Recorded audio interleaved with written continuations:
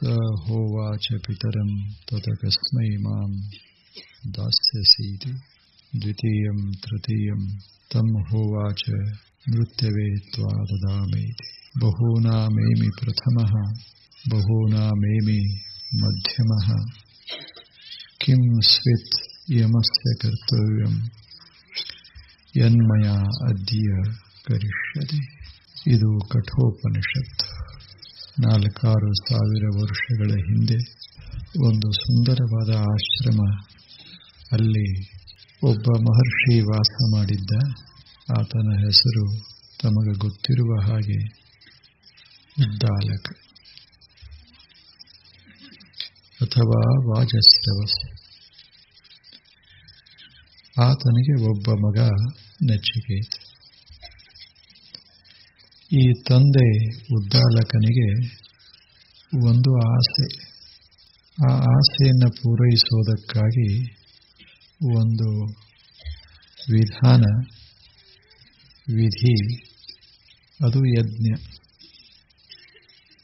ಅದನ್ನು ಆಚರಿಸಬೇಕು ಅಂತ ಆತ ನಿರ್ಣಯಿಸಿ ಎಲ್ಲರನ್ನ ಆಹ್ವಾನಿಸಿ ಆ ಯಜ್ಞವನ್ನು ಆರಂಭ ಮಾಡಿದ.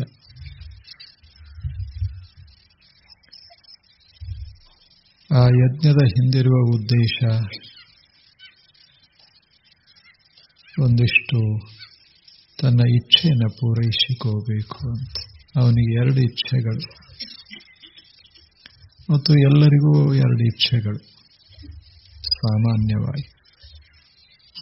ಆ ಬಯಕೆಗಳು, ಆ ಇಚ್ಛೆಗಳು ಇರೋದರಿಂದಲೇ ಮನುಷ್ಯ ಜೀವನದಲ್ಲಿ ಆಸಕ್ತಿಯಿಂದ ಬದುಕ್ತಾನೆ, ಕಾರ್ಯ ಮಾಡ್ತಾನೆ. ಆಸೆ ಬಹಳ ಮಹತ್ವದ್ದು. ಮನುಷ್ಯಗೊಂದಿಷ್ಟು ಇರಬೇಕು.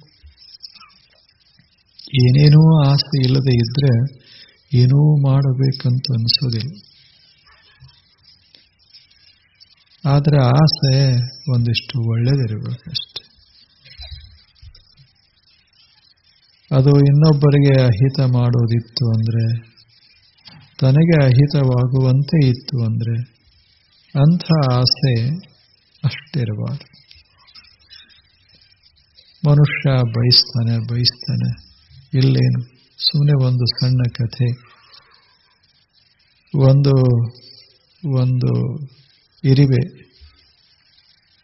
ಇರಿವೆ, ಸಣ್ಣ ಇರಿವೆ ಒಂದಿಷ್ಟೇ. ಅದು ಒಂದು ಗಿಡವನ್ನ ಏರ್ತಾ ಇತ್ತು. ಗಿಡ ಬಹಳ ದೊಡ್ಡದು, ಎತ್ತರವಾದಂತಹ ಗಿಡ. ಇದು ಸಣ್ಣ ಇರುವೆ ಏರ್ತಾ ಇತ್ತು. ಅವಾಗ ಅಲ್ಲೇ ಕೂತಿರುವಂತಹ ಒಬ್ಬ ಮನುಷ್ಯ ಆ ಇರುವೆಗೆ ಕೇಳ್ತಾನೆ, ಯಾಕೆ ಇರ್ತಿ ಮ್ಯಾಲ? ಅಷ್ಟು ಮ್ಯಾಲ ಯಾಕೆ ಇರ್ತಿ? ಅವಾಗ ಇರಿವೆ ಹೇಳ್ತು, ಏನೋ ಒಂದು ಇಚ್ಛೆ ನನಗೆ, ಏನೋ ಒಂದು ಇಚ್ಛೆ. ಮ್ಯಾಲ ಒಂದು ಹಣ್ಣಾಗ್ಯದ, ಆ ಹಣ್ಣಿನ ವಾಸನೆ ಬಡ್ದದ ನನಗೆ. ಕೆಳಗಿದ್ರೆ ಏನಾಯಿತು, ನನ್ನ ಎದೆಗೆ ಹಣ್ಣಿನ ಸುವಾಸನೆ ಬಡ್ದ. ಅದನ್ನೊಂದು ಸಲ ಸವಿ ನೋಡಬೇಕು ಅಂತ ಇಚ್ಛೆ. ಅವಾಗ ಆತ ಹೇಳ್ದ, ಕೆಳಗೆ ಬೇಕಾದಷ್ಟು ಅದ ತಿನ್ನಾಕ ಉಣ್ಣಾಕ, ನೀನು ಇರಿವೆ, ನಿನಗೇನು ಕೊರತೆ ಅದ?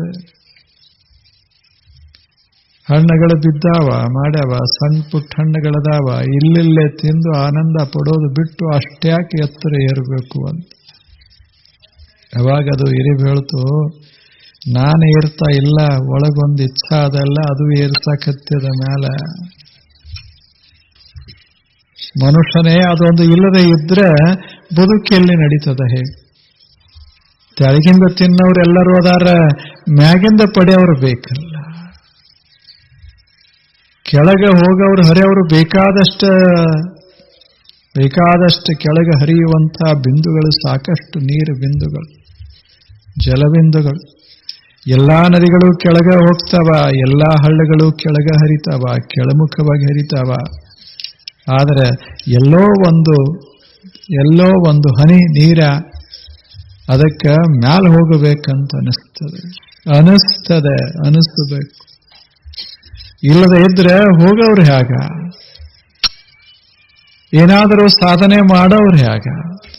ಬೇಕು ಒಂದಿಷ್ಟು ಇಚ್ಛೆ ಅಂತ ಬೇಕು ಮನುಷ್ಯನಲ್ಲೇ. ಇಂಟೆನ್ಸ್ ಡಿಸೈರ್, ಬಹಳ ಬಲಾಢ್ಯವಾದ ಒಂದು ಬಯಕೆ ಬೇಕು ಮನುಷ್ಯಾಗ. ಅಂಥದೊಂದು ಬೇಕಾಗ್ತದೆ. ಅದು ಒಳಗಿತ್ತು ಅಂದ್ರೆ ಏನೆಲ್ಲ ಮಾಡಿಸ್ತದೆ. ಕೂಡ್ಸಕ್ ಹಸ್ತದೆ, ತ್ಯಾಗ ಮಾಡಕ್ ಹಸ್ತದೆ, ಮನೆ ಕಟ್ಟಕ್ ಹಸ್ತದೆ, ಮನೆ ಬಿಡಾಕು ಹಸ್ತದ. ಏನೆಲ್ಲ ಮಾಡಲಿಕ್ಕೆ ಹಚ್ಚೋದು ಹೊರಗಿನ ಜಗತ್ತಲ್ಲ, ಒಳಗೆ ಒಂದಿಷ್ಟಿರುವಂಥ ಬಯಕೆ, ಒಳಗಿರುವ ಬಯಕೆ. ಬುದ್ಧ ಮನೆ ಯಾಕೆ ಬಿಟ್ಟ? ಯಾರೇ ಹೇಳಿದ್ರಂತ ಬಿಡ್ಲಿಲ್ಲ. ಯಾಕೆ ಬಿಟ್ಟ ಬುದ್ಧ? ಮಹಾವೀರರ ಮನೆ ಯಾಕೆ ಬಿಟ್ರು? ಇಷ್ಟೆಲ್ಲ ತ್ಯಾಗ ಯಾಕೆ ಮಾಡಿದ್ರು? ಯಾರೇ ಹೇಳ್ತಾರಂತಲ್ಲ, ಒಳಗೊಂದು ಬಯಕೆ ಶುರುವಾಗಬೇಕು. ಬಯಕೆ ಬಹಳ ಅದ್ಭುತವಾದದ್ದು. ಮೊದಲು ಬೇಕು ಒಂದಿಷ್ಟೊಳಗೆ. ಅದಕ್ಕೆ ವಾಜಸ್ರವಸ್ ಉಷನ್ ಹವಯೇ, ಆತ ಇಚ್ಛೆಪಟ್ಟ ಮಾಡಬೇಕು. ಜಗತ್ತಿನಲ್ಲಿ ಒಂದಿಷ್ಟು ಕೀರ್ತಿಶಾಲಿಯಾಗಬೇಕು. ಎಲ್ಲರೂ ನನ್ನನ್ನು ಆಧರಿಸಬೇಕು. ಅಷ್ಟೇ ಅಲ್ಲ, ಆ ಲೋಕಕ್ಕೆ ಹೋಗಿ ಚಿರಕಾಲ ಸೌಖ್ಯವನ್ನು ಅನುಭವಿಸಬೇಕು, ಸ್ವರ್ಗ ಅಂತ ಅಲ್ಲೇ ಅನುಭವಿಸಬೇಕು. ಹಿಂಗೆ ಎರಡು ಕನಸ ಬಿದ್ದು ಇರೋ ತಕ ಇಲ್ಲೇ ಆರಾಮಿರಬೇಕು, ಸತ್ತ ಬಳಕೆ ಏನಾರೇ ಇದ್ರೆ ಅಲ್ಲರೇ ಯಾಕೆ ಬಿಡಬೇಕು, ಅಲ್ಲೇ ಆರಾಮಿರಬೇಕು. ಇವ ಎರಡು ಇಚ್ಛೆಗಳ. ಇಲ್ಲೇನು ನಿಮಗೂ ಅಷ್ಟೇ, ನನಗೂ ಅಷ್ಟೇ, ಎಲ್ಲರಿಗೂ ಅಷ್ಟೇ. ಎಲ್ಲರಿಗೂ ಇವ ಎರಡು ಇಚ್ಛೆ. ಇಲ್ಲಿ ಆರಾಮಿರ್ಬೇಕಂತ ಯಾರು ಬಯಸೋದಿಲ್ಲ ಹೇಳಿ? ಯಾರು ಬಯಸೋದಿಲ್ಲ? ಎಲ್ಲರೂ ಬಯಸೋದೇ. ಆದರೆ ದಾರಿ ತಪ್ತವಷ್ಟೇ. ಆ ಬಯಕೆಯನ್ನು ಈಡೇರಿಸಿಕೋಬೇಕಾದ್ರೆ ಏನು ಮಾಡಬೇಕೋ ಅದು ನಮಗೆ ಗೊತ್ತಿರೋದಿಲ್ಲ, ಅಥವಾ ಸರಿಯಾಗಿ ಗೊತ್ತಿರೋದಿಲ್ಲ ಅಷ್ಟೇ. ಎಲ್ಲರಿಗೂ ಒಂದೇ ಕನಸ ಬೀಳೋದು, ಚಂದಾಗಿರಬೇಕಂತ ಕನಸ ಬೀಳುತ್ತೆ. ಆ ಕನಸೇ ಆ ಬಯಕೆ. ಬಯಕೆ ಕನಸಾಗಿ ಬರ್ತದೆ, ಬಹಳ ಅದ್ಭುತವಾಗಿ ಬರ್ತದೆ. ಅದು ದುಡಿಲಿಕ್ಕೆ ಹಸ್ತದೆ, ಕಷ್ಟಪಡಲಿಕ್ಕೆ ಹಸ್ತದೆ. ಎಂಥ ಕಷ್ಟ ಬಂದರೂ ಎದುರಿಸಲಿಕ್ಕೆ ಹಸ್ತದೆ. ಅದು ಬಯಕೆ. ಅದ ವರಾಹ ಮಿಹಿರ ಸೇನಾ ಅಂತ ನಮ್ಮ ದೇಶದೊಳಗೆ ಒಬ್ಬರಾಗಿ ಹೋದ್ರು. ಮಿಹಿರ ಸೇನಾ ಅಂತ ಒಂದು ಶತಮಾನದ ಹಿಂದೆ, ಹೋದ ಶತಮಾನ. ಮಿಹಿರ ಸೇನಾ ಹುಡುಗ, ಅವನಿಗೊಂದು ಕನಸು ಬಿತ್ತು, ಒಂದು ಬಯಕೆ ತಯಾರಾಯಿತು. ಏನು ಅಂದರೆ ಸಾಗರವನ್ನು ಈಸಬೇಕು ಅಂತ. ಸಾಗರ ಈಸಬೇಕು. ಎಲ್ಲರೂ ಬಾವ್ಯಾಗಿ ಈಸ್ತಿದ್ರು, ಎಲ್ಲರೂ ಹಳ್ಳದಾಗಿ ಈಸ್ತಿದ್ರು, ಹೊಳೆಯಾಗಿ ಈಸ್ತಿದ್ರು. ಸಣ್ಣ ಹುಡುಗನಿಗೆ ಕನಸ ಬಿತ್ತು, ಇಚ್ಛೆ ಉಂಟಾಯಿತು, ಇದನ್ನು ಎಲ್ಲರೂ ಮಾಡ್ತಾರೆ, ನಾನು ಸಾಗರ ಈಸಬೇಕು ಅಂತ. ಇದು ಕನಸ. ಎಷ್ಟು ಸುಂದರ ಕನಸು! ಸಾಗರ ಈಸಬೇಕು. ಅದೇನು ಸಾಮಾನ್ಯ ಏನು, ಅದೇನು ಸರಳ ಏನು? ಬಾವ್ಯಾಗ ಯಾರಾದರೂ ಈಸ್ತಾರೆ, ಹಳದಾಗಂತೂ ಈಸ್ತಾರೆ, ಹೊಳ್ಯಾಗೂ ಸ್ವಲ್ಪ ಜನ ಈಸ್ತಾರೆ. ಸಾಗರ ಬರೇ ನೀರ, ಸುತ್ತಮುತ್ತ ಎಲ್ಲ ಕಡೆ ಆಳವಾದ ಸಾಗರ. ಕಿಲೋಮೀಟರ್, 1-2 ಫೂಟ್ ಅಲ್ಲ, ಕಿಲೋಮೀಟರ್ ಇಷ್ಟಾಳ. ಅದರಾಗ ಎಂಥೆಂಥೋ ಪ್ರಾಣಿಗಳು, ಭಯಾನಕ ಪ್ರಾಣಿಗಳು, ಭಾರಿ ತೆರೆಗಳು ತೇಲಿ ಬರ್ತಾವ. ಇಂಥದರ ಮಧ್ಯ ಈಸಬೇಕು ಅನಿಸ್ತು ಹುಡುಗನಿಗೆ. ಅನಿಸಬೇಕು ಒಂದಿಷ್ಟು. ಹುಡುಗ ಈಸಾಕ್ ಶುರು ಮಾಡಿದ, ಕಲಿಯಾಕ್ ಶುರು ಮಾಡಿದ. ಇನ್ನ ಕಲ್ತಿರ್ಲಿಲ್ಲ, ಅವಾಗ ಕನಸು ಬಿದ್ದಿತ್ತು. ನಮಗೆಂದರೆ ಕನಸು ಬೀಳ್ತಾವೇನು ಇಂಥ? ಅಷ್ಟೇ ನಳದ ಕೆಳಗೆ ಸ್ನಾನ ಮಾಡಬೇಕು ಅನಿಸ್ತದ. ಆದ್ದರಿಂದಲೇ ನಾವು ಎಲ್ಲಿ ಹೋಗಲಿಕ್ಕಾಗೋದಿಲ್ಲ, ಏನೂ ಮಾಡಲಿಕ್ಕಾಗೋದಿಲ್ಲ, ಸಾಧನ ಮಾಡಲಿಕ್ಕಾಗೋದಿಲ್ಲ. ಬೇಕೊಂದಿಷ್ಟ. ಹುಡುಗ ಈಸಾಕ್ ಶುರು ಮಾಡಿದ. ಅವ್ರ ತಾಯಿ ಹೇಳಿದ್ಲು, ಈಸು ನಿನಗೆ ಸಾಧ್ಯದೆ, ತಂದೆ ಪ್ರೇರಣೆ ಕೊಟ್ಟ, ಈಸು ನಿನಗೆ ಸಾಧ್ಯದೆ. ಈಸಾಡಿದ್ರೆ ಹೆಂಗೆ ಈಸಾಡಬೇಕು ಅಂದ್ರೆ ಹಿಂದೂ ಮಹಾಸಾಗರ ಈಸಬೇಕು ಅಂದ್ರೆ ಹೆಂಗ ತಲೆಗೆ ಹಾಕಿದ್ರು. ಮಿಹಿರ ಸೇನ್ ಜಗತ್ ಪ್ರಸಿದ್ಧ ಹುಡುಗ ಈತ. ಮುಂದೊಂದು ದಿನ ಬಂತು, ಸಾಗರವನ್ನು ಈಸಿದ. ಭಾರತ ದೇಶದಿಂದ ಲಂಕಾದವರೆಗೆ ಸಾಗರದೊಳಗೆ ಈಸಿ ಹೋದ. ಭೂಮಧ್ಯ ಸಾಗರವನ್ನ ಈಸಿದ. ಜಿಬ್ರಾಲ್ಟರ್ದಿಂದ ಇದಕ್ಕೆ ಬಂದ. ಫ್ರಾನ್ಸ್ದಿಂದ ಇಂಗ್ಲೆಂಡಕ್ಕೆ ಹೋದ, ಈಸಾಡ್ತಾ ಹೋದ. ಪನಾಮಾ ಕಾಲುವೆ ಈಸಿದ. ನೋಡಬೇಕು ಎಂಥ ಆಶ್ಚರ್ಯ. ಈಸ್ತಾ ಹೋದ. ಅಸಾಧ್ಯ ಅಂತ ಅನಿಸ್ಲೇ ಇಲ್ಲ.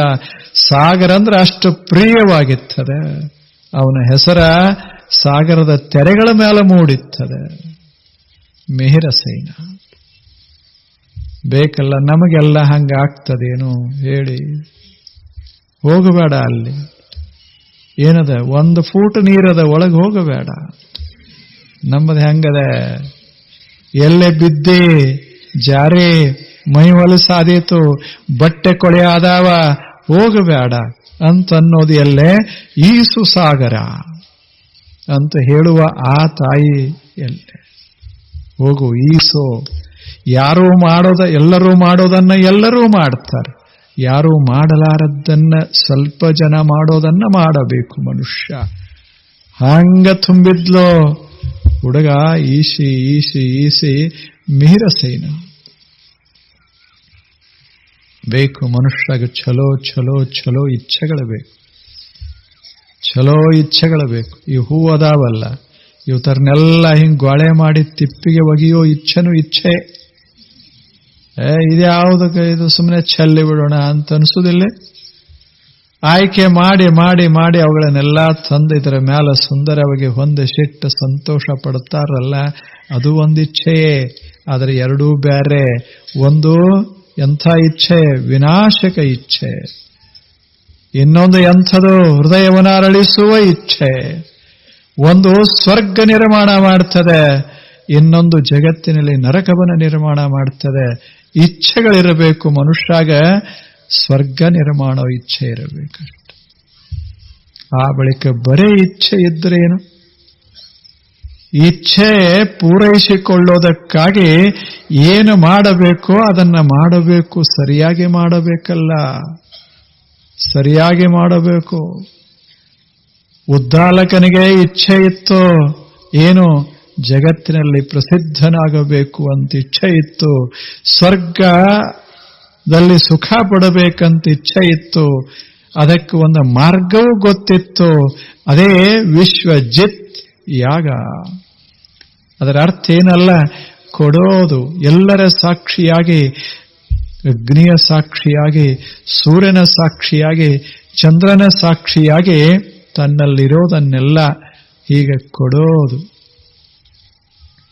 ಇದು ಬಹಳ ದೊಡ್ಡ ಸಾಧನೆ. ಇದು ಜಗತ್ತಿನಲ್ಲಿ ನಾವು ಸಿದ್ಧ ಆಗಬೇಕಾದ್ರೆ, ಜಗತ್ತಿನಲ್ಲಿ ಪ್ರಸಿದ್ಧರಾಗಬೇಕಾದ್ರೆ, ಜಗತ್ತಿನ ಜನರ ಪ್ರೀತಿಯನ್ನು ಅನುಭವಿಸಬೇಕಾಗಿತ್ತು ಅಂದ್ರೆ ನಾವು ಸ್ವಲ್ಪ ನಮ್ಮದನ್ನೋದನ್ನ ಹಿಂಗ ವಿನಿಮಯ ಹಂಚಬೇಕಾಗ್ತದೆ.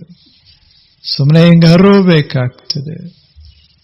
ಬೇಕು ಒಂದಿಷ್ಟು. ಅದೋ ವಿಶ್ವಜಿತ್. ಎಲ್ಲರ ಮನಸ್ಸನ್ನ ಗೆಲ್ಲಬೇಕು. ಅದರಂಥ ಮಹತ್ವದ ವಸ್ತು ಯಾವುದು? ಎಲ್ಲಾ ಲಕ್ಷ ಗಳಿಸಬಹುದು. ಜನತೆಯ ಪ್ರೇಮನೇ ಇಲ್ಲದೆ ಇದ್ದರೆ ತಗೊಂಡೇನು ಮಾಡೋದು ಹೇಳಿ? ಅದರಂಥ ವಸ್ತು ಯಾವುದು? ಅದರಂಥ ಅಮೂಲ್ಯ ಸಂಗತಿ ಯಾವುದು? ನಿಮಗೆ ಗೊತ್ತಿರಬೇಕು. ಡಯಾನಾ ಅಂತ ಆಗಿ ಹೋದ್ರು, ಕೇಳಿರಿ ನೀವು ಬಹಳಷ್ಟು. ಇಂಗ್ಲೆಂಡ್ ದೇಶದೊಳಗೆ ಈಗೇನು ರಾಜರು ಆಳ್ತಾ ಇದ್ದಾರ, ಒಬ್ಬ ರಾಜ ರಾಣಿ, ಅವರ ಸೊಸೆ ಬಹಳ ದೊಡ್ಡವರು, ಅದ್ಭುತ ಸೌಂದರ್ಯ, ರಾಜಮನೆತನ, ಏನೆಲ್ಲ ಆಸ್ತಿ, ಅದ್ಭುತ ಆಸ್ತಿ, ಯಾವುದಕ್ಕೇನು ಕೊರತೆ ಇರಲಿಲ್ಲ. ಸೌಂದರ್ಯಕ್ಕೆ ಕೊರತೆನೇ ಇರಲಿಲ್ಲ, ಅಂತ ಅದ್ಭುತ ಸೌಂದರ್ಯ. ಇಷ್ಟೆಲ್ಲ ಇದ್ದು ರಾಜಪುತ್ರನ ಲಗ್ನ ಆಗಿ ಕೊನೆಗೆ ಒಂದು ಮಾತ ಬರೀತಾಳೆ. ಮೊನ್ನೆ ದೇಹ ಬಿಟ್ರಲ್ಲ, ಇದು ಆಯ್ತಲ್ಲ, ಆಕ್ಸಿಡೆಂಟ್ ಆಯ್ತು, ನಿಮಗೆ ಗೊತ್ತಿರು. ಆಕೆ ಒಂದು ಮಾತು ಬರೀತಾಳ, ನನ್ನಂಥ ಅಸಂತೋಷಿ ಯಾರದಾರ ಜಗತ್ತಿನಲ್ಲಿ, ನನ್ನಂಥ ಅಸಂತೋಷಿ ಯಾರದಾರ. ದೇವರು ಸೌಂದರ್ಯ ಕೊಟ್ಟಾನ, ಬುದ್ಧಿ ಕೊಟ್ಟಾನ. ಸಣ್ಣ ವಯಸ್ಸ, 20-25 ವಯಸ್ಸ. ರಾಜಗದ್ದಿಗೆ ಅಧಿಕಾರ ಇಂದಿಲ್ಲ ನಾಳೆ ಬರೋದದೆ. ಇಷ್ಟೆಲ್ಲ ಇದ್ದಾಗ ಜಗತ್ತನ್ನೇ ಆಳಿದಂಥ ಬ್ರಿಟಿಷ್ ಸಾಮ್ರಾಜ್ಯದ ಮಹಾರಾಣಿ ಆಗುವಂಥ ಪ್ರಸಂಗ, ಇಷ್ಟೆಲ್ಲ ಆಸ್ತಿ. ಆದರೆ ಏನ್ ಮಾಡೋದು? ಆಕೆ ಒಂದು ಮಾತು ಹೇಳ್ತಾಳೆ, ನಾನು ಬಹಳ ದುಃಖಿ, ದ ಮೋಸ್ಟ್ ಅನ್ಹ್ಯಾಪಿ. ನನ್ನಷ್ಟು ದುಃಖಿ ಯಾರದಾರ? ಯಾಕೆ ಯಾಕೆ ಯಾರು ನನ್ನನ್ನು ಪ್ರೀತಿಸಬೇಕೋ ಅವರು ಹೃದಯಾರೇ ಪ್ರೀತಿಸದೇ ಇದ್ರೆ ಎಲ್ಲ ತಗೊಂಡು ಏನು ಮಾಡೋದು? ಏನು ಮಾಡೋದು? ಏನು ಮಾಡೋದು? ಇಷ್ಟೆಲ್ಲ ಇದ್ದು ಏನು ಮಾಡೋದು? ಯಾವುದು ಇರೋದರಿಂದ ಮನುಷ್ಯನ ಮನಸ್ಸಿನೊಳಗೆ ಸುಖದ ಪೈರು ಬೆಳೀತದೆ, ಅದೇ ಇಲ್ಲದಾದ ಬಳಿಕ ತಗೊಂಡೇನು ಮಾಡೋದು? ಕಿಸೆದಾಗ ಹಣ ತುಂಬ್ಯದ, ಬಂಗಾರೇ ತುಂಬ್ಯದ, ಆದ್ರೆ ಮೂರಾಗ ಒಬ್ರು ಮಾತಾಡ್ಸೋದಿಲ್ಲ, ತಗೊಂಡೇನ್ ಮಾಡೋದು? ಇನ್ನೊಬ್ಬ ಅದಾನ, ಸಣ್ಣವನೇ ಅದಾನ, ಎಲ್ಲರೂ ಕೂಡ ಚಂದಾಗಿ ಮಾಡಿಕೊಂಡು ಇಡೀ ಊರಿಗೂರು ಅಂದ್ರೆ ಅವನು ಕರಿತದ, ಅವನು ಕುಣಿಸ್ತದ, ತಿನ್ನಿಸ್ತದ, ಅವನು ಪ್ರೀತಿಸ್ತದ. ಇಂಥ ಒಬ್ಬ ಹುಡುಗ ಊರಾಗ ಓಡಾಡ್ತಾನ, ಎಲ್ಲರನ್ನೂ ಸಂತೋಷ ಪಡಿಸ್ತಾನೆ, ಎಲ್ಲರೂ ಅವನನ್ನ ಪ್ರೀತಿಸ್ತಾರೆ. ಆ ಹುಡುಗನ ಮೈ ಮೇಲೆ ಬಟ್ಟೆ ಇಲ್ಲ, ಇರಾಕೆ ಸುಂದರ ಮನೆ ಇಲ್ಲ, ಆದರೆ ಊರಿಗೂರೇ ಬೇಕಾಗ್ಯಾನ. ಅದು ಬರೇ ಸಂಪತ್ತಿನಿಂದ ಸೌಖ್ಯ ಅಂತಲ್ಲ, ಬೇಕು ಜನ ಬೇಕಲ್ಲ, ಬರ್ರಪ್ಪ ಕೂಡ್ರಿ ಅಂತನ್ನೋರು ಯಾರ್ಯಾರು ಜಗತ್ನಾಗಿಲ್ಲದೆ ಇದ್ರೆ ತಗೊಂಡು ಏನ್ ಮಾಡೋದು ಹೇಳಿ? ಎಲ್ಲ ಅದಕ್ಕಿದು ಬಹಳ ಮಹತ್ವದ್ದು. ಯಾವುದೋ ಒಳಗಿರೋದು, ಅದನ್ನ ಆತ ಬಯಸಿದ. ನನ್ನ ಎಲ್ಲರೂ ಮೆಚ್ಚುಗೋಬೇಕು ಜಗತ್ನಾಗ, ಎಲ್ಲರೂ ನನ್ನನ್ನು ಕೊಂಡಾಡಬೇಕು, ಹಂಗ ನಾನು ಏನಾರೇ ಮಾಡಬೇಕು ಅಂತ ತಿಳಿದು ವಿಶ್ವಜಿತ್ತು ಯಾಗ ಶುರು ಮಾಡಿದ. ಆ ಜಾಗದಲ್ಲಿ ಅತೀ ಮುಖ್ಯವಾದದ್ದೇನಾದರೂ ಇದ್ರೆ ತನ್ನ ಸಂಪತ್ತನ್ನೆಲ್ಲ ಕೊಡಬೇಕು. ಬೇಕಾದಷ್ಟು ಗಳಿಸುವ ಸಾಮರ್ಥ್ಯ ಇದ್ರೆ ಕೊಡಾಕೇನಾಗ್ಯದ. ಯಾವನಿಗೆ ಗಳಿಸೋ ಸಾಮರ್ಥ್ಯ ಇಲ್ಲ ಅವನದು ಪ್ರಶ್ನೆ ಅಲ್ಲ, ಸಾಮರ್ಥ್ಯದ ಬೇಕಾದಷ್ಟು. ಇಂಥ ಮನುಷ್ಯ ಕೊಡಬೇಕು. ಕೊಡದೇ ಇದ್ರೆ ಜನ ಪ್ರೇಮ ಹೆಂಗ್ ಕೊಡ್ತಾರೆ? ಜನರ ಹೃದಯದೊಳಗೆ ನಮ್ಮ ಹೆಸರು ಹೆಂಗ ಮೂಡಿ ನಿಲ್ಲುತ್ತಾವ? ಹೆಂಗ ಮೂಡಿ ನಿಲ್ಲುತ್ತಾವ? Not on marbles we have to carve our names, but on the hearts of the people we have to carve our names. ಕಲ್ಲಾಗ ನಮ್ಮ ಹೆಸರು ಕೆತ್ತೋದಲ್ಲ, ಜನತೆ ಎದೆಯಾಗ ಕೆತ್ತಬೇಕಾಗ್ತದೆ. ಹಂಗ ಜನತೆ ಎದೆಯೊಳಗೆ ನಮ್ಮ ಹೆಸರ ಮೂಡಬೇಕಾದ್ರೆ ನಾವು ಅವರನ್ನ ಪ್ರೀತಿಸಬೇಕಾಗ್ತದೆ, ಅವ್ರಿಗೆ ನಮ್ಮದನ್ನೋದನ್ನ ಹಿಂಗ ಕೊಡಬೇಕಾಗ್ತದೆ. ಹೇಳಿ, ಒಬ್ಬ ಗಾಯಕ ಹಾಡ್ತಾನೆ, ಮಸ್ತಾಗಿ ಹಾಡ್ತಾನೆ. ಹಾಡಿ ತನ್ನ ಸಂಪತ್ತದು ಅವನ ಸಂಪತ್ತು ಇಷ್ಟೆಲ್ಲ ಜನರಿಗೆ ಸಂತೋಷ ಪಡಿಸಿದ ಅಂದ್ರೆ ಎಲ್ಲರೂ ಹಾಡಿ ಹರಿಸ್ತಾ ಹೋಗ್ತಾರೆ.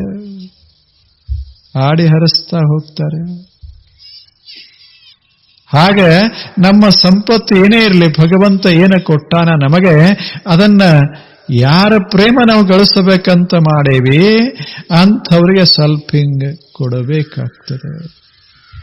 ನಾನು ನಿಮಗೆ ಕುರ್ಚಿ ಕೊಟ್ರೆ ನೀವು ನನಗೆ ಕುರ್ಚಿ ಕೊಡ್ತೀರಿ, ಇಲ್ಲವೇನು ಹೇಳಿ? ನೀವು ಬಂದಾಗ ನಾನು ಅಪಮಾನ ಮಾಡಿಬಿಟ್ರೆ ನಾನು ಬಂದಾಗ ನೀವು ಅಪಮಾನ ಮಾಡ್ತೀರಿ. ಇದೇನು ದೊಡ್ಡ ಇದು ಏನು ಕಠಿಣ ಏನು ತಿಳ್ಕೊಳ್ಳೋ ಹೇಳಿ. ಈಗ ನಾನು ನಿಮಗೆ ನಮಸ್ಕಾರ ಮಾಡ್ತೀನಿ ಅಂತ ನೀವು ಮಾಡ್ತೀರಿ ಅಷ್ಟೇ ಅಲ್ಲವೇನು? ನೀವು ಮಾಡ್ತೀರಿ ಅಂತ ನಾನು ಮಾಡ್ತೇನೆ. ನೀವು ಅಟ್ಟ ಮಾಡಬೇಕು, ನಾ ಮಾಡಮಲ್ಲ ಬಿಡು ಅಂತಾರಷ್ಟೇ. ದಿವಸ ಒಬ್ಬೊಬ್ರು ಕಡಿಮೆ ಮಾಡ್ಕೋತ ಹೋಗಂತಾರಷ್ಟೆ. ಜಗತ್ ಹಿಂಗ ಇರೋದು. ಯಾರನ್ನೂ ಲಕ್ಷಿಸೋದಿಲ್ಲದೋ, ದೇವರನ್ನ ಲಕ್ಷಿಸೋದಿಲ್ಲ. ನಿಮಗೆ ಗೊತ್ತದ ಅಲ್ಲ, ದೇವರಿಗೆ ಮೊದಲು ಬೇಡ್ಕೋತಾರ ಕೊಡುವಂತ. ಅದು ಕೊಡುದಿಲ್ಲ ಅಂತ ಗೊತ್ತಾದ್ರೆ ಅದನ್ನು ಬಿಡ್ತಾರೆ, ಆ ದಾರಿನೇ ಬಿಡ್ತಾರೆ. ಇದಲ್ಲ ಜಾಗೃತ ದೇವರು, ಇದು ಸತ್ಯದ, ಇದು ಮುಗುದದ. ಆ ಗುಡಿಗೆ ಯಾರು ಹೋಗ್ತಾರೆ? ಅದರಾಗ ಏನಿಲ್ಲ, ಅಲ್ಲೇನು ಹೋಗಿ ಏನು ಮಾಡ್ತೀರಿ? ಅದು ಬಿದ್ದದ ಅಷ್ಟೇ. ದೇವರನ್ನ ಸಹಿತ ತಿರಸ್ಕಾರ ಮಾಡ್ತಾರ ಅಂದ ಬಳಿಕ ಮನುಷ್ಯರನ್ನ ತಿರಸ್ಕಾರ ಮಾಡೋದಿಲ್ಲ. ಏನು ಯಾವ ಮನುಷ್ಯ ಕೊಡೋದಿಲ್ಲ. ಕೊಡಬೇಕು. ಆದರೆ ಕೊಡದೆ ನಾವು ವಿಶ್ವಜಿತ್ ಜಗತ್ತನ್ನ ಗೆಲ್ಲಬೇಕು ಅಂತ ಹೊರಟ್ರೆ ಅದು ಹೆಂಗ್ ಸಾಧ್ಯ ಆಗ್ತದೆ? ವಾಜಸ್ರವಸ್ಸು ಯಜ್ಞ ಮಾಡಿದ, ಎಲ್ಲರನ್ನ ಕರೆಸಿದ. ಆಗಿನ ಕಾಲಕ್ಕೆ ಋಷಿಗಳೆಲ್ಲ ಬಂದರು, ಜ್ಞಾನಿಗಳೆಲ್ಲ ಬಂದರು. ಇವನು ಯಜ್ಞ ಯಶಸ್ವಿ ಮಾಡಬೇಕಂತ ಬಂದರು. ಆದರೆ ಇವ ಕೊಡೋ ಪ್ರಸಂಗ ಏನು ಬಂತೋ, ಅದೇ ಯಜ್ಞ, ಮುಖ್ಯ ಯಜ್ಞ ಭಾಗ ಬಂತೋ, ಅವಾಗ ಎಂಥ ಆಕಳ ಕೊಟ್ಟ. ಮೊನ್ನೆ ನೋಡಿಲ್ಲ ನಾವು, ಎಂಥ ಆಕಳ ಕೊಟ್ಟ.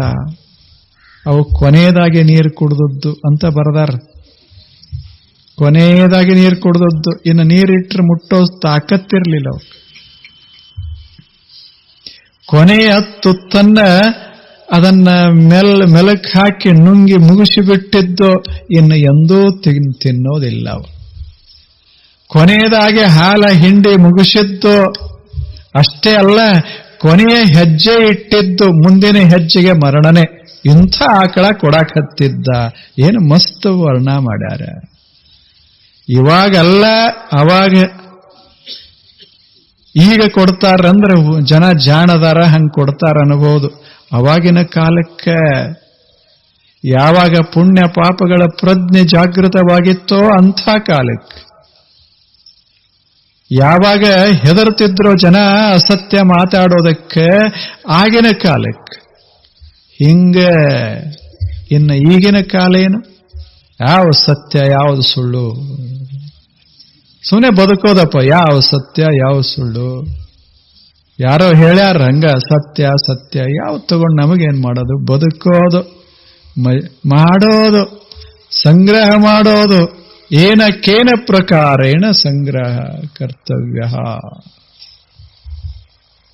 ಇದು ಈಗಿನ ಕಾಲ. ಈಗ ಮಾಡಿದ್ರಲ್ಲ, ಅವಾಗಿನ ಕಾಲಕ್ಕೆ ಹಿಂಗಿದ್ದಾಗಲೂ ಕೂಡ ಆ ವಾಚಸ್ರವಸ್ಸು ಹಿಂಗ ಮಾಡಿದ. ಹೆಂಗೆ ಕೆಲಸಕ್ಕೆ ಬರಲಾರದ ಆಕಳಗಳನ್ನ ಕೊಡಾಕ್ ಶುರು ಮಾಡಿದ. ತಗೊಳ್ಳೋರು ಗಾಬರಿ ಆದರು. ಮುಂದೆ ಮಾಡೋದೇನು?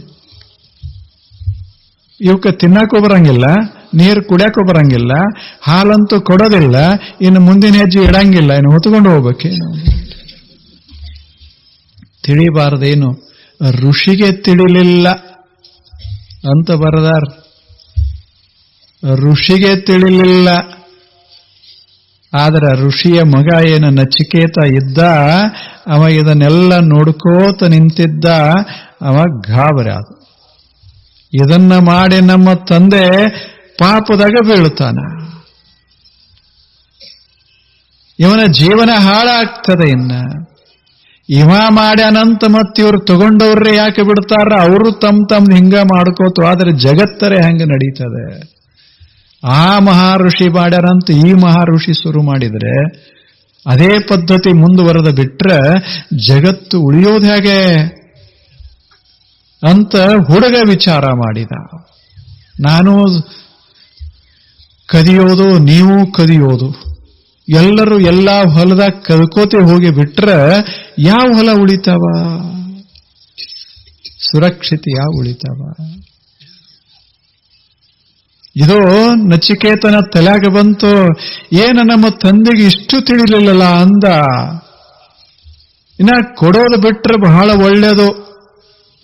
ನಮಗೆ ಆಗೋದಿಲ್ಲಪ್ಪ, ಕೊಡೋದಾಗೋದಿಲ್ಲ, 2 ಆಕಳ ಕೊಡ್ತೇವಿ ಒಯ್ರಿ ಅಂದ್ರೆ ಸರಿ.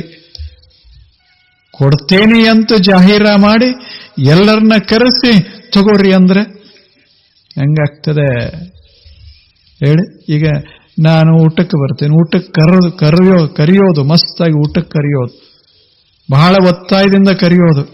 ಮನೆಗೆ ಹೋದ ಕೂಡ್ರೆ ಏನಿಲ್ಲ, ಏನೂ ಇಲ್ಲ, ನೀರ, ಹುಳಿಯ ಒಂದಿಷ್ಟು ಮಜ್ಜಿಗೆ, ಹಿಂಗ ಮಾಡಿದ್ರೆ ಹೆಂಗಾಗ್ತದೆ? 8 ದಿವಸದ ಮಜ್ಜಿಗೆ,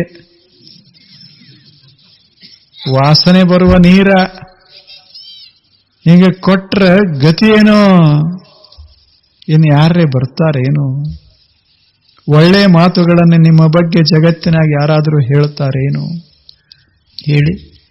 ನನ್ನ ಬಗ್ಗೆನೂ ಅಷ್ಟೇ, ನಿಮ್ಮ ಬಗ್ಗೆನೂ ಅಷ್ಟೇ.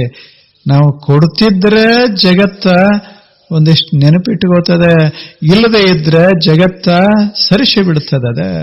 ಇಟ್ ಪುಟ್ಸ್ ಅಸಾಯ್ಡ್, ಹೆಂಗ ಸರಿಸಿ ಬಿಡ್ತದೆ. ಅದನ್ನ ನಚಿಕೇತ ಬಹಳ ವಿಚಾರ ಮಾಡಿ ಮಾಡಿ ಒಂದು ನಿರ್ಣಯಕ್ಕೆ ಬಂದ. ನಮ್ಮ ತಂದೆಯನ್ನ ಉಳಿಸಬೇಕು ಅಂದ. ಅವಂದೆಂಥ ಮನಸ್ಸು, ಎಂಥ ಮನಸ್ಸು! ಅವ ಬಂದು ಒಂದು ಯೋಜನಾ ಮಾಡಿ ತಂದೆಗೆ ಹೇಳ್ತಾನೆ. ಬಹಳ ಚಲೋ ಹೇಳ್ತಾನೆ, ಬಹಳ ಚಲೋ ಮಾತು ಹೇಳ್ತಾನೆ. ಅವನಿಗೆ ಒಂದು ಅನಿಸಿತ್ತು. ಏನು ಅನಿಸಿತ್ತು ಅಂದ್ರೆ, ಇಷ್ಟೆಲ್ಲ ಇವ ಕೊಡ್ತಾನಲ್ಲ, ಇವೆಲ್ಲ ಮುದುಕ ದನಗಳನ್ನ ಯಾಕೆ ಕೊಡ್ತಾನ? ಚಲೋ ದನ ಇಷ್ಟು 1000 ಗಟ್ಟಲೆ ಇದ್ರು ಯಾಕೆ ಇಟ್ಟುಕೊಂಡಾನ ಅಂದ್ರೆ ನನ್ನ ಮ್ಯಾಲಿನ ಪ್ರೇಮ ಅಷ್ಟು, ಅಥವಾ ಸಂಪತ್ತಿನ ಮ್ಯಾಲಿನ ಪ್ರೇಮ, ಎರಡೇ. ಅದರ ಅರ್ಥ ಏನು ಅಂದ್ರೆ, ಯಾವುದನ್ನು ನಾವು ಪ್ರೀತಿಸ್ತೇವೆ ಬಹಳ, ಅದನ್ನು ಕೊಡಬೇಕು ಅನ್ನಿಸುವುದಿಲ್ಲ. ಇದು ಮನಃಶಾಸ್ತ್ರ. ಉಪನಿಷತ್ತು ಅಂದ್ರೆ ಮನಃಶಾಸ್ತ್ರ, ತತ್ವಶಾಸ್ತ್ರ, ಅನುಭಾವಶಾಸ್ತ್ರ, 3ರ ಮಿಶ್ರ. ಭಾರತ ದೇಶ ಕೊಟ್ಟ ಶ್ರೇಷ್ಠ ಗ್ರಂಥಗಳಿವೆಲ್ಲ ಮನಃಶಾಸ್ತ್ರ.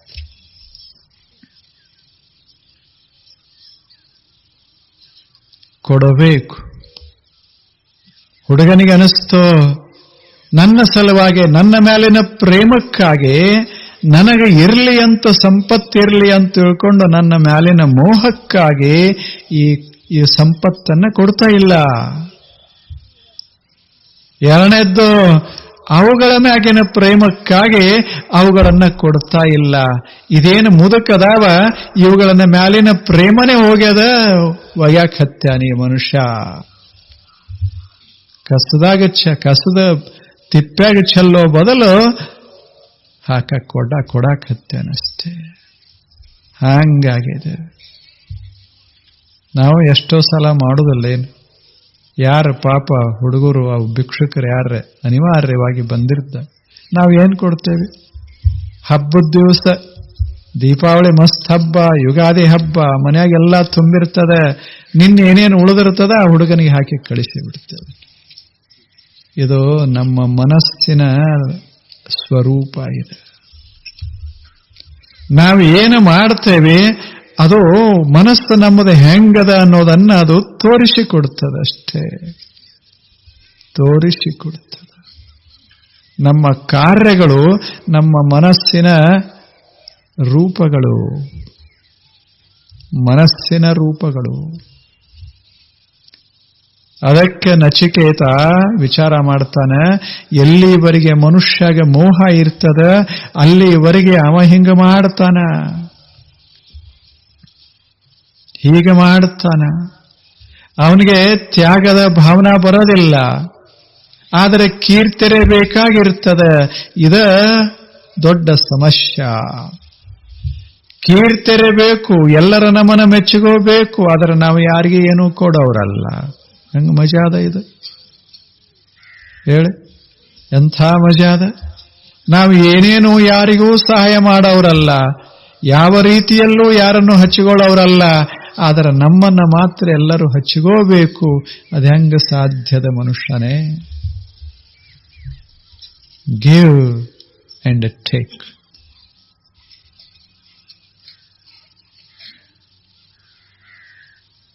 ಎಷ್ಟು ಚಂದ ಮಾತದು. ಕೊಡಬೇಕು, ಪಡಿಬೇಕು. ಇದು ಜಗತ್ತಿನ ನಿಯತಿ. ಕೊಡಬೇಕು, ಪಡಿಬೇಕು, ದುಡಿಬೇಕು, ಗಳಿಸಬೇಕು. ಇದು ನೀತಿ ಜಗತ್ತಿತ್ತು. ಅದಕ್ಕೆ ಆತ ನಚಿಕೇತ ವಿಚಾರ ಮಾಡ್ತಾನೆ, ಈ ಮೋಹ ಹೋಗದೆ ಇದ್ರೆ ಈ ತಂದೆ ಹಿಂಗೆ ಹೋಗ್ತಾನೆ, ಇನ್ನು ಹಾಳಾಗ್ತಾನೆ ಈತ. ಇದನ್ನು ಬಿಡಿಸಬೇಕು ಅಂದ. ಹುಡುಗ ಪ್ಲಾನ್ ಹೆಂಗೆ ಹಾಕ್ಯಾನ ವಿಚಾರ ಮಾಡಿ. ಸಣ್ಣ ಹುಡುಗ, 12 ವರ್ಷದ ಹುಡುಗ, 12 ವರ್ಷ ಆಗಿತ್ತು ಅವನಿಗೆ. ಆತ ತಂದೆ ಹತ್ತಿರ ಹೋಗಿ ಹೇಳ್ತಾನೆ, ನೋಡು ಇದು ವಿಶ್ವಜಿತ್ ಯಾಗ. ಹೌದಲ್ಲ ಅಂದ. ಹೌದು ಅಂದ. ತಂದೆಗೆ ಬಹಳ ಆನಂದ ಆಗಿತ್ತು, ಬಹಳ ಆನಂದ ಆಗಿತ್ತು. ವಿಶ್ವಜಿತ್ ಯಾಗ ಮುಗಿಯೋದಿತ್ತು. ಕೊಟ್ಟ ಬಳಕೆ ಮುಗಿತು. ಶ್ರೇಷ್ಠ ಯಾಗವನ್ನೇ ಮಾಡಿದ್ದ. ಅವಾಗ ಬಹಳ ಸಂತೋಷ ಆಗ್ತಿತ್ತು. ಇವಿಷ್ಟ ಆಕಳ ಕೊಟ್ಟು ಬಿಟ್ರೆ ಅದು ಕೊನೆ. ಅವಾಗ ಹುಡುಗನಿಗೆ ಹೇಳ್ದ, ಹೌದು ವಿಶ್ವಜಿತ್ ಬಹಳ ಅದ್ಭುತ ಯಾಗ ಇದು. ಇದರಲ್ಲಿ ನಮಗೆ ಅತ್ಯಂತ ಪ್ರಿಯವಾದ ವಸ್ತುವನ್ನ ಕೊಡಬೇಕು ಅಂತ ಇಲ್ಲೇನು ಅಂದ. ತಂದೆಗೆ ಹೌದು ಅಂದ ತಂದೆ. ಎಷ್ಟು ತಿಳ್ಕೊಂಡಾನ ಮಗ, ಎಷ್ಟು ಜಾಣ ಅಂತ ಮತ್ತಿಷ್ಟು ಆನಂದ ಆಯಿತು. ಅವಾಗ 3ನೇ ಪ್ರಶ್ನೆ ಕೇಳ್ದ, ತಂದೆ ನಿನಗೆ ಅತ್ಯಂತ ಪ್ರಿಯವಾದ ವಸ್ತು ಯಾವುದು ಅಂದ. ಹೇಳು ಯಾವುದು? ಇವೆಲ್ಲ ಆಕಳುಗಳ ನಿನಗೆ ಅತ್ಯಂತ ಪ್ರಿಯವಾದ ಪ್ರಾಣಿಗಳೇ? ಹೇಳು. ಇವೇನ ಕೊಡ್ತಾ ಇದೆಯಲ್ಲ ಇವು ಅತ್ಯಂತ ಪ್ರಿಯವಾದವುಗಳೇ? ಅಲ್ಲ, ಅತಿ ಪ್ರಿಯ ಅಲ್ಲ, ಪ್ರಿಯನೇ ಅಲ್ಲ. ನಿನಗೆ ಅತ್ಯಂತ ಪ್ರಿಯವಾದದ್ದು ಒಂದೇ ಒಂದು ವಸ್ತು. ಅದು ಯಾವುದು ಅಂದ್ರೆ ನಾನೇ.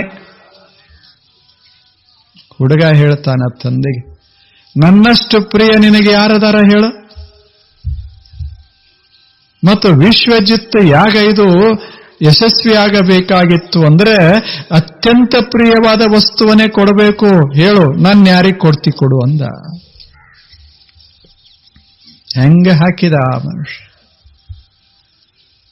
ತಂದೆಯನ್ನ ಗದ್ದಲದಾಗ ಹಾಕಿಬಿಟ್ಟ. ತಂದೆ ನಿನಗೆ ಅತಿ ಪ್ರಿಯವಾದ ವಸ್ತುನ ಹೌದಲ್ಲ ಅಂದ. 2ನೇ ಪ್ರಶ್ನೆ, ಪ್ರಿಯವಾದ ವಸ್ತುವೇ ಸಂಪತ್ತ, ಅದನ್ನ ಕೊಡಬೇಕಂತ ವಿಶ್ವಜಿತ್ ಯಾಗ ಹೌದಲ್ಲ ಅಂದ. 3ನೇದ್ದು ಹೇಳ್ದ, ನೀನು ಕೊಡ್ತೀಯಲ್ಲ ಅವು ನಿನಗೆ ಪ್ರಿಯ ಅಲ್ಲ ಹೌದಲ್ಲ ಅಂದ. ಆದ್ದರಿಂದ ನಿನಗೆ ಅತ್ಯಂತ ಪ್ರಿಯವಾದ ವಸ್ತುವಾದ ನನ್ನನ್ನ ಕೊಟ್ಟರ ಮಾತ್ರ ವಿಶ್ವಜಿತ್ ಯಾಗ ಯಶಸ್ವಿಯಾಗ್ತದೆ, ನಿನ್ನ ಕೀರ್ತಿ ಜಗತ್ತಿನಲ್ಲಿ ಹರುತ್ತದೆ. ಅದಕ್ಕೆ ನಾನು ಸಿದ್ಧನಾಗಿದ್ದೇನೆ, ಕೊಡಬೇಕಾದವರಿಗೆ. ಯಾವ ಹುಡುಗನ ಸಲುವಾಗಿ, ಯಾವ ಮಗನ ಸಲುವಾಗಿ ಇಷ್ಟೆಲ್ಲ ಉಳಿಸಾಕ್ ಹತ್ತಿದ್ದ ಸಂಪತ್ತನ್ನ ಆ ಹುಡುಗ ಹಿಂಗ ಕೇಳಿದ ಕೂಡಲೇ ತಲೆಗೆ ಸ್ವಲ್ಪ ತಾಪಾತ. ಅದನ್ನು ಉಪೇಕ್ಷಾ ಮಾಡಿದ, ಕೇಳಲಾರ್ದಂಗ್ ಮಾಡಿದ. ಅವಾಗ ಹುಡುಗ ಹೇಳ್ದ, ಪಿತರಂ ತಾತ ಕಸ್ಮೈ ಮಾಂ ದಾಸ್ಯಸೀತಿ ದ್ವಿತೀಯಂ ತೃತೀಯಂಚ ಹೋವಾಚ. ಎಷ್ಟು ಚಂದ ಹೇಳ್ತಾನೆ. 1 ಸಲ ಕೇಳ್ದ, 2 ಸಲ ಕೇಳ್ದ, ಹುಡುಗ ಬಿಡ್ಲೇ ಇಲ್ಲ. ಹೇಳು ತಂದೆ, ನಾನು ಪ್ರಿಯ ನಿನಗೆ, ನನ್ನ ಯಾರಿಗೆ ಕೊಡು ಅಂದ. ಅಂದ್ರೆ ನಿನ್ನ ವಿಶ್ವಜಿತ್ ಯಾಗ ಸರಿಯಾಗ್ತದೆ. ಈ ತಂದೆಯಲ್ಲಿ ಒಂದು ದುರ್ಗುಣ ಇತ್ತು, ಒಂದು ಕೆಟ್ಟ ಗುಣ ಇತ್ತು. ಏನು ಅಂದ್ರೆ ಸಿಟಿಗಳೋದು ಇರ್ತದೆ. ಋಷಿಗಳಲ್ಲಿ, ಇದು ತಪಸ್ವಿಗಳಲ್ಲಿ ಸಿಟ್ಟು ಬಹಳ ನಿಮಗೆ ಗೊತ್ತದ. ಏನು ಸ್ವಲ್ಪ ತಡ್ಕೊಳ್ಳಿಕ್ಕಾಗೋದಿಲ್ಲ, ಏಕ್ದಮ್ ಸಿಟ್ಟಿಗೆದ್ದು ಶಾಪ ಕೊಟ್ಟು ಬಿಡುತ್ತೆ. ಈಗದು ಶಾಪ ಕೊಟ್ಟರು ಉಪಯೋಗ ಆಗುವುದಿಲ್ಲ ಅಂತ ಬಿಟ್ಟೇವೆ, ಇಲ್ಲಿ ಕೊಟ್ಟ ಬಿಡ್ತಿದ್ದೇವಾಗ. ಯಾರು ನಮ್ಮ ಶಾಪಕ್ಕೆ ಹಿಂಗೆ ಅಲಗಾಡದಲ್ಲ. ನೀವು ಹಾಳಾಗಿ ಹೋಗ್ತೀರಿ ಅಂದ್ರೆ ನೀನೇ ಹೋಗ್ತೀಯ ಅಂತ. ಅವಾಗ ಹಂಗಿರ್ಲಿಲ್ಲ. ಭಯ ಭಾಳ ಇತ್ತು ಜನರಿಗೆ, ಭಯ ಭಾಳ ಇತ್ತು. ಸಿಟ್ಟ ಭಾರಿ ಇತ್ತು. ಉದ್ದಾಲಕನ ಸಿಟ್ಟು ಬಹಳ ಪ್ರಸಿದ್ಧವಾಗಿತ್ತು.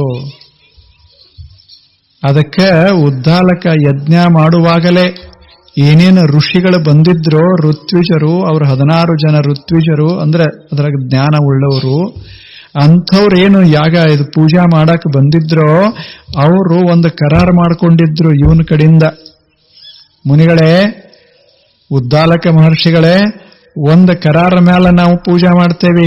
ಏನು, ನೀವು ಈ ಪೂಜೆ ಮುಗಿಯೋ ತಕ 15 ದಿವಸ ಇದು ಪೂಜಾ ಮುಗಿತದ, ಅಷ್ಟು ತಕ ನೀವು ಒಮ್ಮೆ ಸಿಟ್ಟಿಗಳಬಾರ್ದು.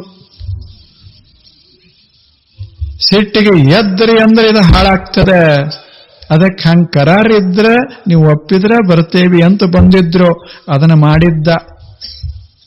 15 ದಿವಸ ಆಗಿತ್ತು, ಸಿಟ್ಟಿಗೆ ಎದ್ದಿರ್ಲಿಲ್ಲ. ಅವ ಸಿಟ್ಟಿಗೆ ಹೇಳದ ಒಂದು ದಿವಸ ಇರಲಿಲ್ಲ. ಹಿಂದಕ್ಕ ಏನೋ ಕಷ್ಟಪಟ್ಟು ಕೀರ್ತಿ ಬರ್ತದಂತ ತಿಳ್ಕೊಂಡು ಸಿಟ್ಟಿಗೆನೆ ಎದ್ದಿರ್ಲಿಲ್ಲ. ಈಗ ಹುಡುಗ ಮತ್ತೆ ಹೇಳು ಅಂತ ಬೆನ್ನು ಹತ್ತಿದ ಕೂಡಲೇ ಸಿಟ್ಟಿಗೆದ್ದ. ಸಿಟ್ಟಿಗೆದ್ದೇನು ಮಾಡ್ದ? ಸಿಟ್ಟಿಗೆದ್ದ ಬಳಕೆ ಚಲೋದು ಮಾಡ್ತಾರೇನು ಯಾರ್ರೆ ಹೇಳಿ? ಅವ ಸಿಟ್ಟಿಗೆದ್ದು ದಾನ ಕೊಟ್ಟ ಅಂತ ಎಲ್ಲಿದ?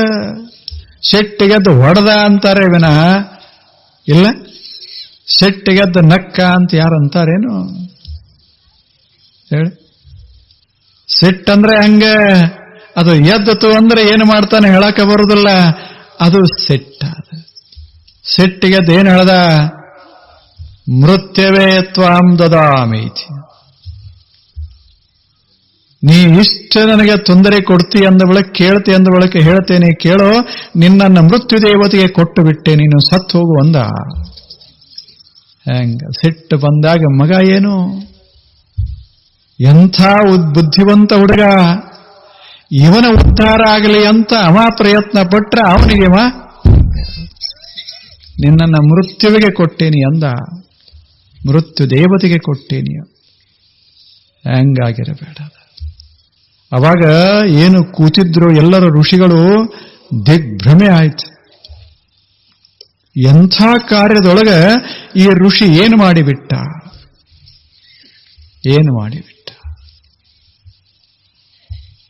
ಎಂಥ ಒಳ್ಳೆಯ ಮಗ.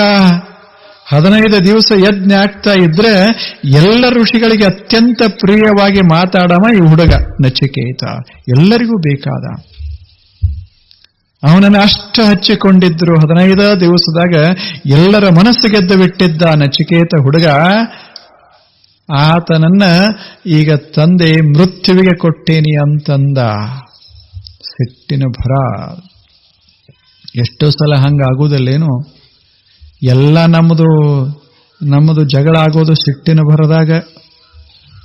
ಇವೆಲ್ಲ ಆಗ್ತಾವಲ್ಲ, ಹೊಡೆದಾಟ ಬಡದಾಟ. ಎದರಾಗ ಶಾಂತವಾಗಿ ಕೂತಾಗ ಹೊಡೆದಾಟ ಅಕ್ಕವೇನು? ಬಡಿಗೆ ತಗೊಂಡು ಬಾ, ನಾನು ಹೊಡೆಯೋನಿದ್ದೇನೆ.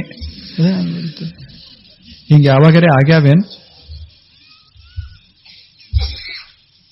ಅವಾಗಿನ ಭಾಷಾನೇ ಬೇರೆ, ಅವಾಗಿನ ಅವತಾರ ಬೇರೆ, ಅವಾಗಿನ ಹಾವಭಾವಗಳೇ ಬೇರೆ. ಅವಾಗ ಇವ ಇರುವುದೇ ಇಲ್ಲ. ಅವತಾರ ಇವ ಇರುವುದಿಲ್ಲ, ಅವತಾರ ಆಗಿರ್ತದೆ ಅಷ್ಟೇ. ಸಿಟ್ಟ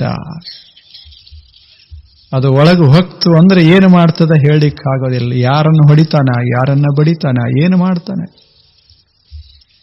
ಹೌದಲ್ಲ ಹೇಳಿ? ಎಂಥೆಂಥ ಘಟನೆಗಳು ನಡೆದಾವ. ಒಂದು ಮನ್ಯಾಗ ನಡೆದಿದ್ದು. ತಂದೆ ಒಂದು ಚಲೋ ಬಟ್ಟೆ ತಂದಿದ್ದ. ಇದು ಬಟ್ಲ ಕಾಜಿಂದು ಬೆಸ್ಟ್ ಕ್ರಿಸ್ಟಲ್, ಫ್ರಾನ್ಸ್ ದೇಶದ ಕ್ರಿಸ್ಟಲ್. ಅದು ಸ್ಫಟಿಕದ ಬಟ್ಲ, ಬಹಳ ಬೆಲೆಯುಳ್ಳದ್ದು ತಂದಿದ್ದ. ಅದನ್ನ ಬಳಸ್ತಾ ಇದ್ದ. ಅವಾಗ ಹಾಲು ಕುಡಿಬೇಕಾದ್ರೆ ಅದ್ರಾಗೆ ಕುಡಿಯ. ಅವಾಗ ಆನಂದ ಆಗೋದು. ಅವಾಗ ಒಬ್ಬ ಹುಡುಗ, ಅವ ಸಣ್ಣವ, 5-6 ವರ್ಷದ ಹುಡುಗ. ಆ ಹುಡುಗ ಹಿಂಗ ಇಟ್ಟಿದ್ರು ಗ್ಲಾಸು, ಅದು ಹಿಂಗ ತಗೊಳಕ್ ಹೋಗಿ ಅದು ಬಿತ್ತು ಕೆಳಗ, ಒಡೆದ ಚೂರ. ಅಲ್ಲೇ ತಂದೆ ಕೂತಿದ್ದ, ಹೊಡೆದ, ಅದು ಮೂರ್ಛೆ ಹೋಗಿ ಮುಗಿದ ಹೋಯ್ತು. ಬರೇ ಒಂದು ಬಟ್ಲ ಮತ್ತೆ ಬರ್ತಾವ, ಹುಡುಗ ಬರ್ತಾನೆ. ಆದರೆ ಸಿಟ್ಟಿಗೆದ್ದಾಗ ಗೊತ್ತಾಗೋದಿಲ್ಲ, ಬಟ್ಲನು ಗೊತ್ತಾಗೋದಿಲ್ಲ, ಹುಡುಗನು ಗೊತ್ತಾಗೋದಿಲ್ಲ, ಅಷ್ಟೇ ಆಗೋದಿಲ್ಲ. ಇವು ಭಯಾನಕ ಸಂಗತಿ. ಹಾಗ ನಚಿಕೇತನಿಗೆ ಉತ್ತರ ಕೊಡಬೇಕಾಗಿತ್ತಲ್ಲ. ನಚಿಕೇತ ಕೇಳ್ದ, ಕಸ್ಮೈ ಮಾಂ ದಾಸ್ಯಸಿ, ಯಾರಿಗ್ ಕೊಡ್ತೀಯಾ? ನಾನು ನಿನ್ನ ಆಸ್ತಿ, ನಾನಿನ್ನ ಸಂಪದ, ನಿಜವಾದ ಸಂಪದ ಯಾವುದು ನಿನಗೆ ಅತ್ಯಂತ ಪ್ರಿಯ, ಅದೇ ಸಂಪತ್ತು, ಅದೇ ನಾನು, ಯಾರಿಗ್ ಕೊಡ್ತೀಯಾ ಅಂತ. ಅವಾಗ ಅವ ಹೇಳ್ದ, ಮೃತ್ಯುವಿಗೆ ಕೊಟ್ಟು ಬಿಟ್ಟೇನಿ. ಎಲ್ಲ ಕಡೆ ತಂಗಾಗಿತ್ತು, ವಾತಾವರಣ ಗಂಭೀರ ಆಯಿತು. ಎಲ್ಲರೂ ಗಾಬರಿ ಆದ್ರು, ಮುಂದೆ ಏನಾಗ್ತದೆ ಅಂತ. ಯಾಕೆ ಋಷಿ ಕೊಟ್ಟಾನ, ಅದು ಆರಾಧನಾ ಮಾಡಾಗ ಕೊಟ್ಟಾನ. ಸಿಟ್ಟು ಬಂದ್ರೇನು, ಸಿಟ್ಟಿಲ್ಲದಿದ್ರೇನು, ಹೊಡೆದದ್ದು ಹಂಗೆ ಏನಾಗೋದದು. ತ್ವಾಂ ದದಾಮಿ. ಆವಾಗ ನಚಿಕೇತ ಏನು ಮಾಡ್ತಾನ ಅಂತ ಪ್ರಶ್ನೆ ಗೊತ್ತದಲ್ಲ. ಯಾವಾಗ ಉತ್ತರ? ನಾಳೆ. ನಮಸ್ಕಾರ.